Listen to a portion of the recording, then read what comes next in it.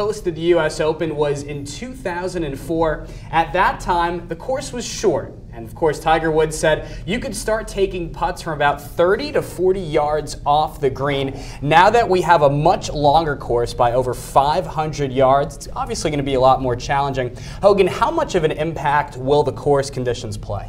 Well, the reason you were able to putt from 30 to 40 yards off of the green last year was because the ground was concrete hard.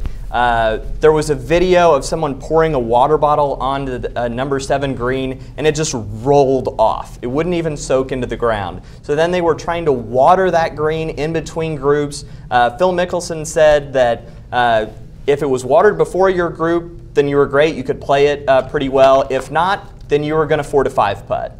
And that's what they did. You had guys 5-putting into bunkers last time. I mean, it's unheard of. It was unbelievable. So if it's anything like that, it's going to be a fun week.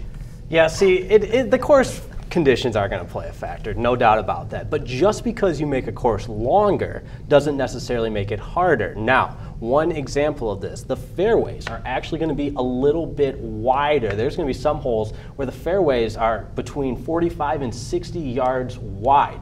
Yes, they're going to have some uneven lies that could present some challenges, but to what Hogan's referring to make this course so challenging that not even the greatest golfers in the world can play this course, and to the way some people put it, have the course wins. I mean, nobody wants to watch that. Oh, here we go. Take exception to that greatly. These are the I love watching the most talented golfers in the world. I mean, you and I can go out there and hack it around in the rough and 4 and 5. That's what makes it so fun, though. Oh. Seeing someone that you know is so good, that's making millions of dollars to play this game, and watching them do the same stuff that I do on a weekend, and oh, I love it. Oh, no, I want let's make a college football comparison here. You're probably one of those guys that roots for the small conference school, go undefeated, be in the national championship game. Sure, this why not? Is the United States National Championship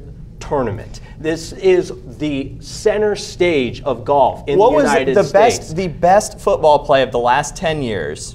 I don't know what your best play is. Mine was the Mark Sanchez butt fumble. I mean, come on. That was the greatest play of all time. I can't argue with that, and I do like maybe once or twice, but I don't want the course to define the tournament. That's the U.S. Open. I mean, it's supposed to be the toughest test in golf, and then so somebody is going to beat the course. Maybe. Yeah, I want to see a score. Yeah, I don't want to see a winner by default because the course was so bad. I don't want to see someone, process of elimination. This guy, he was 4 over and he ends up winning the U.S. Open. I want to see someone between about 3 under, 8 under, where it's very challenging. Now, I don't want to see last year where you got Brooks Koepka, who has setting a U.S. Open record at 16 under win it. I want something somewhere in between. And no matter what, UCF went undefeated. I know we were talking about some college football there. We've got to break the Golden Knights into this.